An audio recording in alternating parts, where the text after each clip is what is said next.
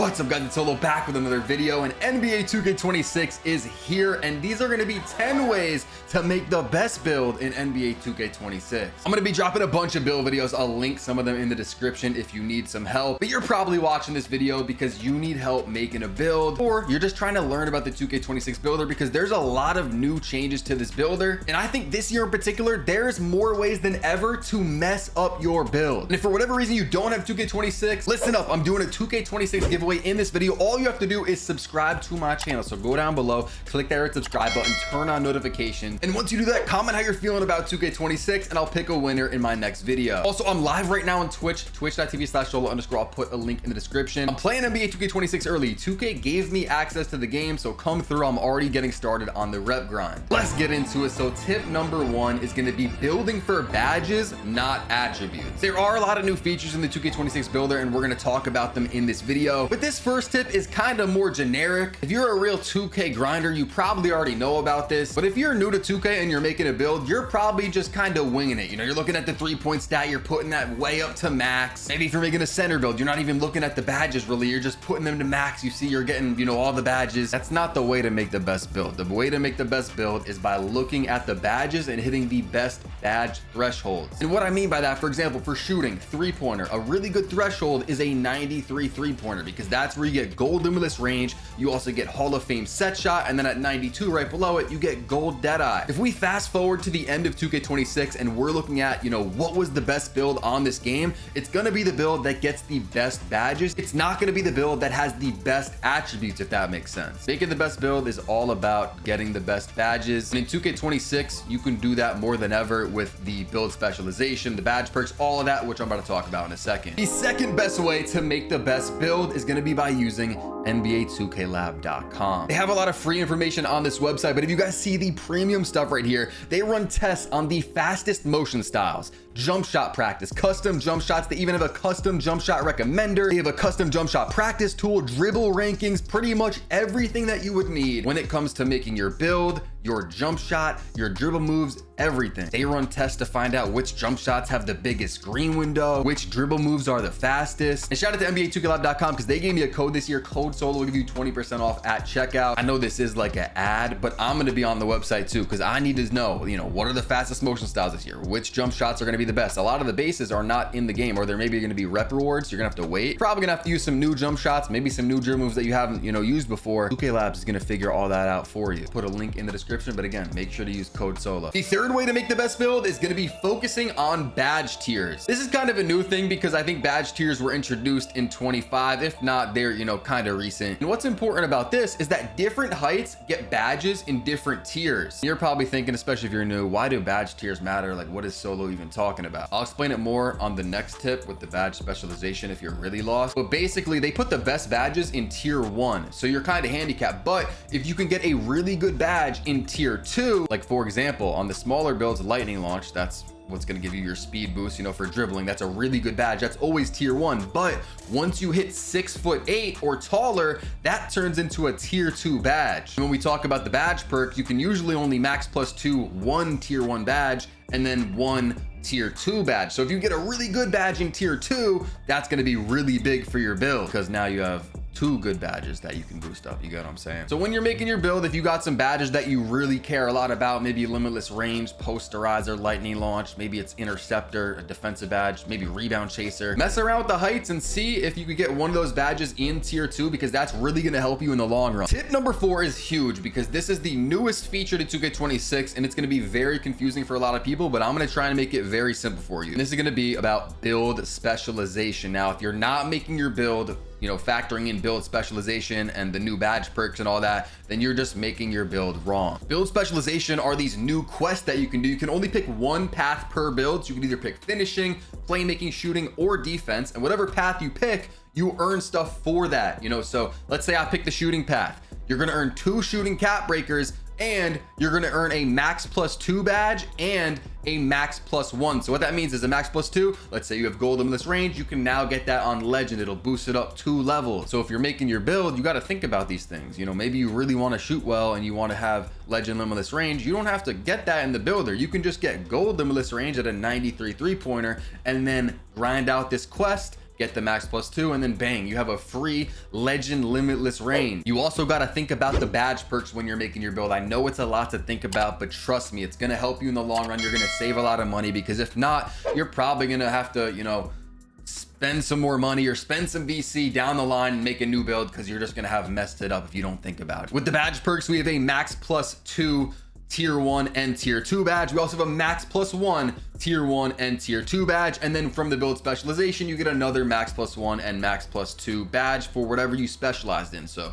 for me, I'm probably going to be going shooting on a lot of my builds, but this is something you have to look at, because if you can get a badge on gold, then just max +2 it, or you know what I'm saying, you have to look at what badges you're getting at what level. A lot of people, a lot of the best players are not getting legend badges in the builder. They're not going 99 of a stat or 98, 97 to get these legend badges. What they're doing is they're going for, you know, 92, 93, getting those gold or Hall of Fame badges, and then they're just max +1ing, max +2ing the badges when they unlock their badge perks, which again, you can earn the badge perks through the build specialization quest, which you will be able to find on 26, or the season path. Tip number 5 is make sure you guys are getting the best animations. Again, NBA2klab.com will show you the best animations if you can't figure it out. I mean, I'm even going to drop a dribble tutorial. It might even be out by now when you're watching this. But hey, maybe you don't need to watch a dribble tutorial to figure out the best moves. Maybe you just know that you want to use Curry behind the back, or you want to use whatever animation it is. This here in the builder, you can push your left stick in and pull out the animation glossary. There's an animation glossary in the builder.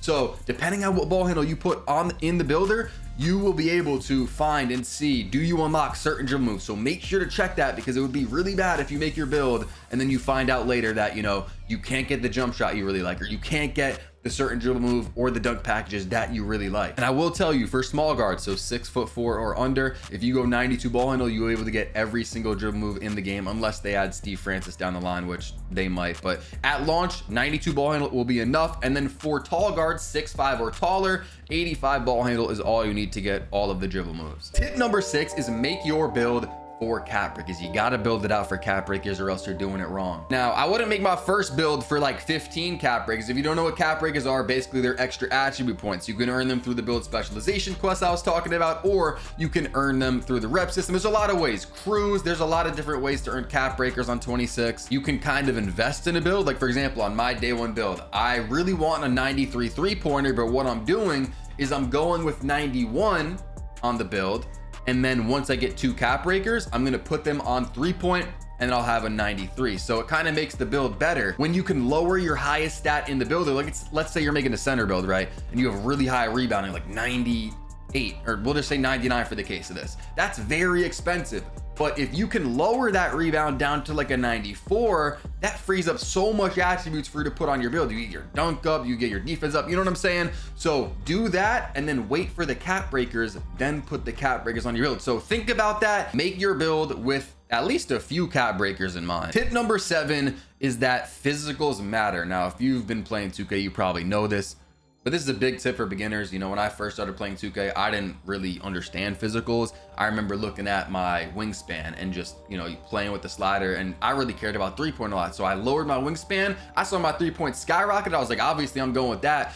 Wingspan matters. If you go low wingspan, you're going to be really bad at defense. You're not going to get contests. You're not going to get steals. It's going to be bad. So that stuff matters. Weight matters, you know, for your speed and everything. Height matters too as well. Tip number 8 is unlock the right takeovers. You got to be making sure that you're hitting the attribute thresholds to unlock certain takeovers. And in the builder on the bottom, you can, you know, sort over, I think with your right bumper or whatever, R2, you could sort over and see all the takeovers. Then if you hit square or X, it'll show you all the takeovers that work for your build that you will be unlocking. A lot of the main attribute points to unlock takeovers is going to be like 80, 85, and 90. Like for example, a 3-pointer, I think you need a 90 3-pointer to get deep bomber takeover. Or for like an 85 midi, if you have that, you should unlock some midi takeovers. There's some takeovers you unlock at an 80 rating, I think 85, 90. Those are going to be their main ratings. So when you're making your build, it's definitely a good thing to check what takeovers you're getting and maybe mess around. See if you go, you know, 85 dunk. Maybe if your dunk was only at an 80, you know, boost it up a little bit. See if you like those takeovers. Tip number 9 is that you're probably going to want to put shooting on your build, especially in 2K26, where we have a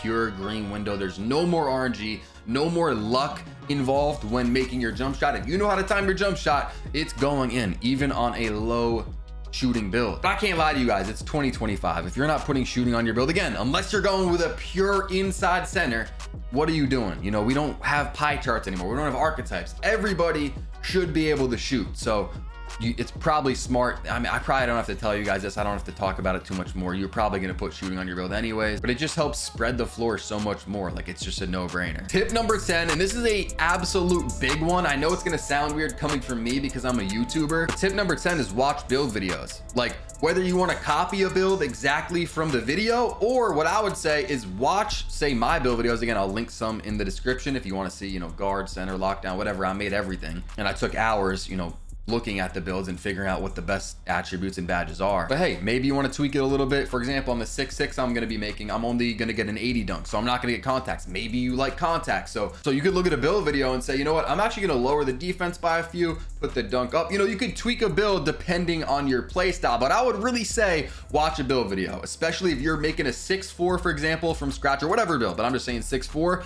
Look up 6.4 build 2K26, look that up, look at some of the builds that people were making and see, because maybe you're doing something really wrong. You know what I'm saying? Maybe you can make it way better. It's good to look at these template builds or the other, you know, just the builds that people are making and posting on YouTube. I will say there are some bad builds out there, so you got to be careful. You got to be careful who you're getting your information from. Like I said before, I'm already a top rep on 2K26. I'm live right now, twitch.tv/solo_. I'm daily streaming. I'll be streaming all day, so you don't want to miss it. If you're still not subscribed, what are you doing? Because we're doing a 2K26 giveaway, so make sure you're subscribed. 2K26 is finally here, man. I cannot lie, I'm excited. If you enjoyed this video, click the video pop up your screen right now.